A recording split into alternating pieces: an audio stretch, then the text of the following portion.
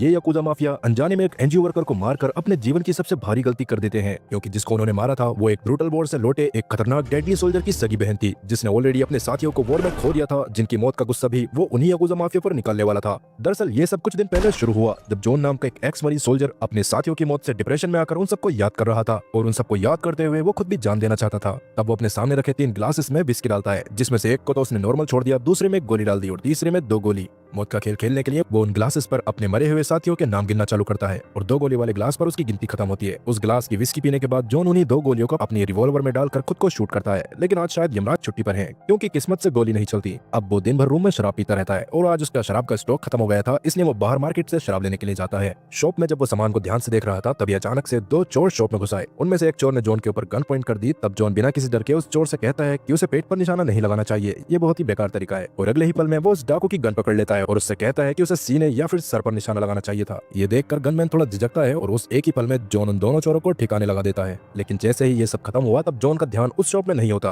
उसकी आंखों के सामने जंग की यादें दौड़ने लगी थी, जैसे वो उसे डुबा देने के लिए आ रही हो। उस रात जॉन के लिए सोना नामुमकिन सा हो गया था। ऐसा लग रहा था जैसे कोई भारी चीज उसकी छाती पर चढ़कर उसे रोंद रही हो। तब वो फ्रस्ट्रेट होकर अपनी कठोर ट्रेनिंग से इन यादों को भुलाने की कोशिश करता है, लेकिन ये कोशिशें नाकाम रह जाती हैं। तब वो और ज्यादा गुस्से में आकर दीवार पर जोर से पंच मारने लगा। वो तब तक मारता है जब तक उसके नकल से खून नहीं बहता। अब सुबह होती है, लेकिन जॉन अभी भी दिन का सामना करने के लिए बिल्कुल तैयार नहीं था। फिलहाल अभी उसे ऐसा लगता है जैसे वो किसी हैंगओवर में हो और मुश्किल से ही वो सीधा हो पा रहा था। उसी दौरान गेट पर जोर जोर से कोई दस्तक देता है। गेट खोलने पर वो देखता है कि उसकी बहन सिंडी खड़ी है, जिसे आज उसे एयरपोर्ट से पिकअप करने जाना था, लेकिन रात के हैंगओवर की वजह से वो इस बात को भूल चुका था। साथ ही वो उसे देखकर हैरान भी नहीं होता, क्योंकि उसे पहले से ही अंदाजा था कि वो खुद ही आ जाएगी। सिंडी उसे बताती है कि वो कुछ दिनों के लिए एक दोस्त की शादी में आई है, जिसके बाद वो वापस से ब्राजील लौट जाएगी। साथ ही वो उसे बताती है कि वो ब्राजील में कुछ खतरनाक इलाकों में काम कर रही है और चैरिटी के जरिए कुछ बदलाव लाने की कोशिश भी कर रही है। हालांकि जॉन को यह आइडिया बिल्कुल भी पसंद नहीं आता, लेकिन अपनी बहन से बहस करना उसके लिए बिल्कुल बेकार था। सिंडी जाने से पहले जॉन की दवाइयों को चेक करती है। वो दवाइयां जो उसकी मानसिक हालत को ठीक करने में जॉन की मदद कर रही थी, लेकिन ठीक से चेक करने पर सिंडी को पता चलता है कि जॉन ने इन दवाइयों को च्युइंगम से बदल दिया है। सिंडी सर हिलाते हुए वहां से चली जाती है और फिर कुछ दिनों के लिए फिर से सब कुछ नॉर्मल हो गया। कुछ दिन बाद हम ब्राजील के 2 ऑफिसर्स कैटरीना और पाउलो को देखते हैं, जिन्हें बीच के पास सिंडी बहुत ही गंभीर हालत में मिली। उसे देखने पर ऐसा लग रहा था जैसे उस पर किसी ने बहुत ही बुरी तरीके से वार किया हो। ये खबर सुर्खियों में काफी तेजी से फैलती है, क्योंकि सिंडी यूएस की रहने वाली थी और फिलहाल वो ब्राजील में थी, और जल्दी ही ये खबर जॉन को भी मिल चुकी थी। तब जॉन अपनी बहन की खबर मिलने के बाद बिना वक्त गवाए पहली फ्लाइट से ही रियो डे जेनेरियो पहुंच जाता है। इस दौरान हम 2 ऑफिसर्स को और देखते हैं, जिनका नाम टियागो सेंटो और उसका पार्टनर कार्लो बरारो फेवेला में हथियारबंद स्मगलर्स का पता लगाने में लगे हुए थे। तभी कैटरीना और पाउलो भी उनके पास पहुंच गए। कैटरीना को सेंटो की हिंसक तरकीबें बिल्कुल भी पसंद नहीं थी। वो उसे डांटते हुए कहती है, तुम अपने तरीके से ज्यादा ही काम कर रहे हो और संदिग्धों पर क्रूरता दिखा रहे हो। लेकिन सेंटो को किसी की भी आलोचना सहन नहीं होती। वो अपनी सफाई देने के बजाय कैटरीना को ही डराने लगा। वो उससे कहता है, तुम्हारी नरमी ही हमारे इलाके में बढ़ते अपराध का कारण है, और ये अपराध एक अमेरिकन नागरिक की जान लेने के करीब पहुंच चुका है।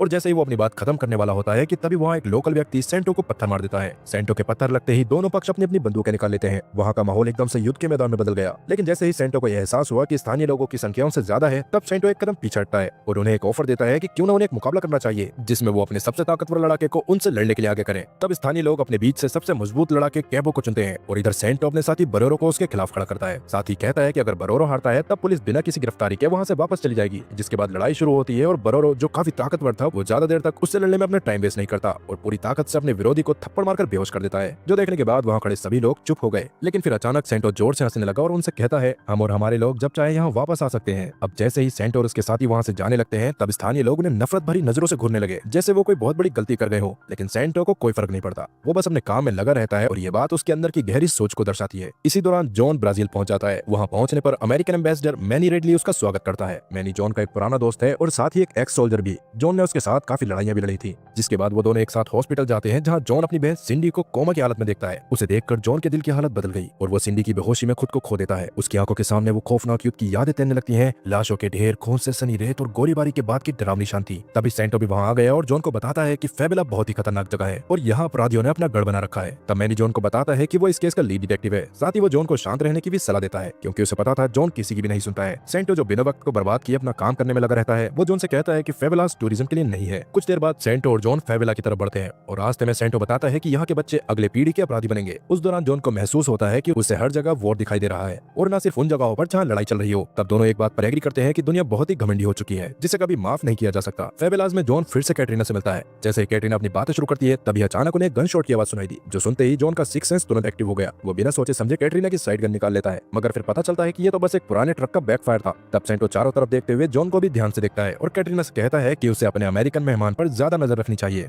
सेंटो के जाने के बाद कैटरीना जॉन को फेबुलस की सच्चाई दिखाती है, जहां स्कूल और क्लिनिक अब सरकार से फंड नहीं हो रहे थे। वो उसे बताती है कि यहाँ के ड्रग कार्टेल्स ही उन्हें तनख्वाह देते हैं और इसी वजह से स्थानीय लोग उनकी रक्षा भी करते हैं। अगर वो ऐसा नहीं करते तो उनके पास जो थोड़ी बहुत सुरक्षा है वो भी छिन सकती है। ये सब जानने के बाद जॉन की आंखों में गहरी उदासी आ गई। कैटरीना के लिए एक पुलिस ऑफिसर होना किसी खतरे से कम नहीं था। उसका एक गलत कदम पूरे इलाके को तबाह कर सकता था। इधर हॉस्पिटल में सिंडी की हालत अचानक बिगड़ने लगी थी। जॉन उसके पास ही था। वो जल्दी से नर्स को बुलाने के लिए भागता है, लेकिन तभी उसे याद आया कि कुछ तो गड़बड़ है, क्योंकि कुछ मिनट पहले ही एक औरत डॉक्टर की ड्रेस में सिंडी के कमरे में गई थी और शायद उसी ने ही सिंडी की लाइफ सपोर्ट मशीन्स को डिस्कनेक्ट कर दिया होगा, या फिर किसी ने उसे जान से मारने की कोशिश की थी।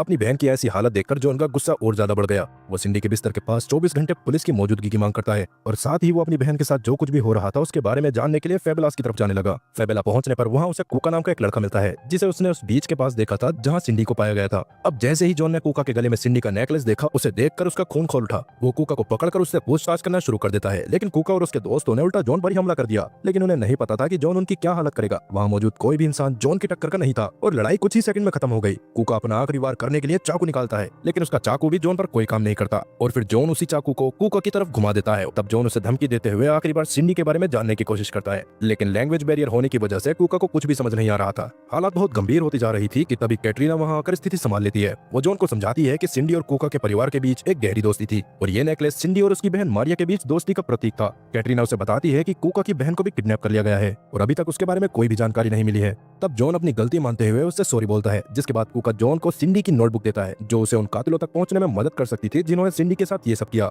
उस नोटबुक को चेक करने पर जॉन देखता है कि उसके कुछ पन्ने फटे हुए थे, जो देखने के बाद वो थोड़ा परेशान हो गया। लेकिन उसे उस नोटबुक में कॉन्टेक्ट मिला, एक फोटोग्राफर जिसे सिंडी ने हाल ही में अपने काम के लिए हायर किया था। जॉन बिना वक्त गवाए उसे फोन करके कैफे में मिलने के लिए बुलाता है। मिलने पर फोटोग्राफर जॉन को बताता है कि सिंडी ने उसे एक प्रोजेक्ट के लिए हायर किया था, जिसमें फेबुला में बच्चों की खराब जिंदगी को डॉक्यूमेंट करना था। लेकिन ये सब सिर्फ इतना ही नहीं था। सिंडी एक और चीज की भी तलाश कर रही थी। वो रात में सड़कों पर काम करने वाली लड़कियों के गायब होने की जांच कर रही थी। उसे शक था कि इस जांच के कारण उसे खतरा भी हो सकता है, लेकिन वो फिर भी बिना डरे उस पर काम करती रही। साथ ही वो उसे बताता है कि सिंडी ने उससे कहा था कि वो चुपचाप उसकी एक खबरी के साथ मीटिंग की कुछ तस्वीरें भी ले, और सिंडी के कहने पर उसने सारी तस्वीरें क्लिक भी की थी। इतना सब कुछ जानने के बाद जॉन उसका शुक्रिया अदा करते हुए उसे गले लगा लेता है। गले मिलते वक्त जॉन ने उसकी पॉकेट से एक फ्लैश ड्राइव निकाल ली थी। अब जॉन से मिलने के बाद जब फोटोग्राफर अपनी गाड़ी में जाकर बैठता है, तभी अचानक एक जोरदार धमाका हुआ, जिससे उस गाड़ी में आग लग गई और फोटोग्राफर की मौके पर ही मौत हो गई और साथ ही आसपास के कई सारे लोग घायल भी हो गए। इस हादसे से जॉन को वॉर की यादें आने लगी, लेकिन उस हलचल के बीच उसकी नजर उस औरत पर पड़ी जिसने पहले सिंडी को मारने की कोशिश की थी। वो बिना किसी देर किए उसके पीछे दौड़ पड़ा और जैसे ही उसने टर्न लिया, तब एक काले रंग की एसयूवी तेजी से उसके सामने आ गई और उसमें से बंदूकधारी अपने ऑटोमेटिक गन से उस पर फायरिंग शुरू कर देते हैं। जॉन काफी मुश्किल से उन गोलियों से बचता हुआ पास खड़ी गाड़ियों के पीछे छुपने लगा,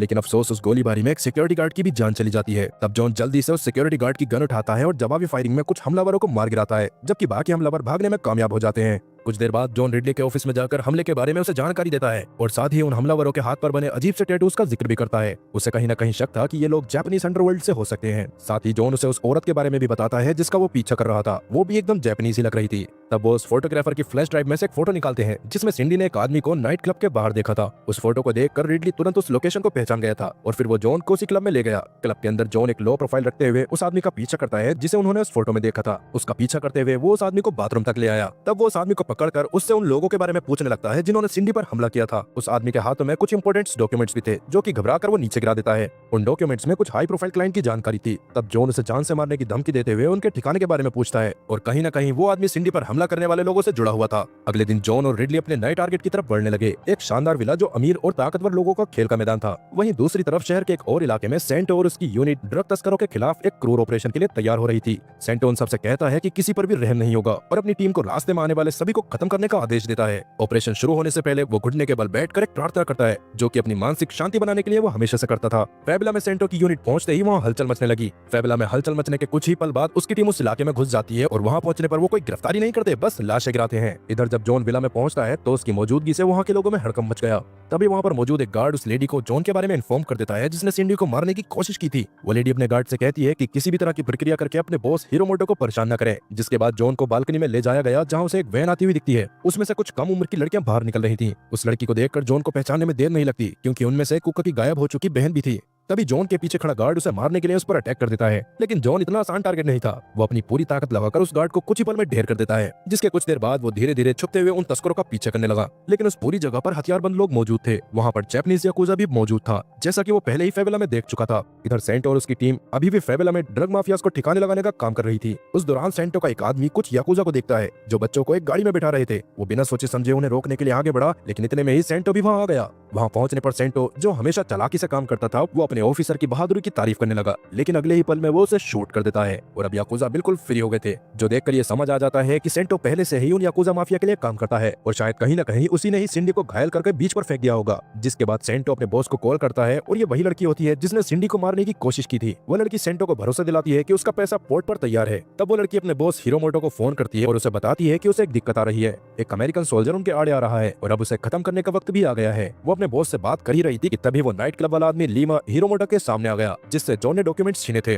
उस आदमी को ये तो मालूम हो गया था कि अपनी गलतियों का खामियाजा उसे भुगतना ही पड़ेगा। तब हिरोमोटो गुस्से में आकर लीमा को अपनी कटाना से एक ही बार में खत्म कर देता है। इधर जॉन हिरोमोटो के इलाके में घुस चुका था और हिरोमोटो के आदमियों ने उसे पहचान भी लिया, लेकिन जॉन को उन सबसे निपटने में ज्यादा टाइम नहीं लगता। वो एक साथ 5 लोगों को ठिकाने लगा देता है। अब जैसे ही वो उन्हें निपटाने वाला था कि तभी सेंटो और बरोरो बीच में आ गए। हालांकि उनका इरादा तो जॉन को निपटाने का था, क्योंकि वो याकुजा माफिया के बिजनेस में टांग अड़ा रहा था। तब सेंटो जॉन से ब्रीफकेस मांगता है और तभी गोलियों की आवाज सुनकर कैटरीना और उसका साथी भी वहां आ गया, जिससे सेंटो का सारा प्लान चौपट हो जाता है। जिसके बाद जॉन उन्हें उस कमरे में ले गया जहां किडनैप की गई लड़कियों को रखा गया था, लेकिन वहां पहुंचने पर वो देखता है कि वहां एक भी लड़की नहीं है, क्योंकि वो लोग लड़कियों को पहले ही कहीं और ले गए थे। तब जॉन उन्हें उस ब्रीफकेस के बारे में बताता है जिसमें ऐसे डॉक्यूमेंट्स थे जिनसे वो किडनैपर्स को पकड़ सकते थे और साथ ही उसमें किडनैप की गई लड़कियों के बारे में भी काफी जानकारी थी। सेंटो जॉन से कहता है कि वो ब्रीफकेस हमारे हवाले कर दे, जिस पर जॉन उसकी बात मानते हुए ब्रीफकेस सेंटो को देकर वहां से जाने लगा। बाहर जाते वक्त जॉन को ये समझ में आ जाता है कि सेंटो ये सब कुछ पहले से ही जानता था, क्योंकि उन डॉक्यूमेंट्स में कहीं भी लीमा का नाम मेंशन नहीं था। तब जॉन कैटरीना से कहता है कि वो तुरंत ही हॉस्पिटल में जाकर सिंडी की हालत चेक करे, जबकि वो खुद सेंटो की गाड़ी में छुपकर याकुजा को पकड़ने के लिए निकल गया, क्योंकि सेंटो अपने पैसे लेने के लिए उसी पोर्ट पर जा रहा था जहां से याकुजा माफिया लड़कियों को दूसरी जगह ले जाने वाले थे। इधर सिंडी को मारने के लिए फिर से वही लड़की दोबारा आ गई थी, जिसने एक बार पहले भी उसे मारने की कोशिश की थी। इससे पहले कि वो उस पर हमला कर पाती कि तभी कैटरीना वहां पहुंचकर उसे ठिकाने लगा देती है। इधर जॉन भी पोर्ट पर पहुंच चुका था, जहां वो देखता है कि सेंटो याकुजा के साथ खड़ा है और साथ ही वहां पर किडनैप की गई लड़कियों को एक कंटेनर में भरकर जापान ले जाया जा रहा था। जब सब कुछ साफ साफ दिखने लगा तब वो रिडली को कॉल करके उस सब के बारे में रिपोर्ट करता है, लेकिन रिडली उसे चेतावनी देता है कि उसे अकेले ही उनसे नहीं भिड़ना चाहिए। लेकिन उसे पहले से ही पता था कि जॉन उसकी बिल्कुल नहीं सुनेगा, क्योंकि कहीं न कहीं रिडली को भी ये मालूम था कि वो कभी भी किसी की नहीं सुनता है। तब जॉन अपनी सारी मिलिट्री ट्रेनिंग का इस्तेमाल करते हुए वहाँ मौजूद याकुजा को एक एक करके ठिकाने लगाने लगा और जल्द ही सेंटो भी उसके सामने आ जाता है। तब सेंटो उसका सामना करने की कोशिश करता है, लेकिन जॉन उसके ऊपर एक फोकलिफ्ट गिरा देता है, जिससे उसका पैर उसके नीचे फंस गया। तभी बरोरो धोखे से जॉन पर शूट कर देता है, लेकिन वो अपनी गन जॉन के सामने ज्यादा देर संभाल नहीं पाता और फिर वो जॉन को मारने के लिए अपने हाथों का इस्तेमाल करने लगा। लेकिन उसे नहीं पता था कि जॉन कोई कच्चा खिलाड़ी नहीं है। जॉन अपनी ताकत और सही तरीके से लड़ते हुए बरोरो को भी अपने सामने झुकने पर मजबूर कर देता है, लेकिन तभी सेंटो उस फोकलिफ्ट से बाहर निकलकर लड़ाई में शामिल हो गया।